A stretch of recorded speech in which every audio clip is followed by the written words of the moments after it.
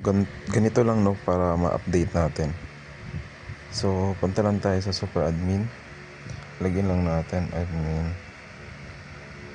1234. So ito, license not verified pa siya, pero pwede pa rin tong i-update, no. Pero kung yung app mo ay naka-verified na, okay pa rin siya, no need na siyang palitan. So punta lang tayo dito sa update. So nga pala, no need na siya i-uninstall, para yung license na nilagay nyo is nakasave pa rin. So pasensya na sa background music. So ngayon, click check update. So as you can see, may update na, no. So, yung reset password and custom them. So click update now.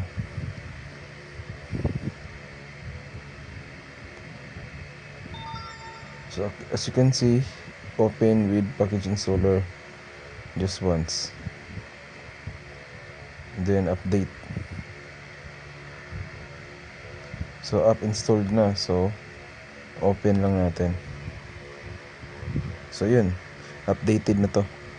So as you can see, may reset password na rin and login, no.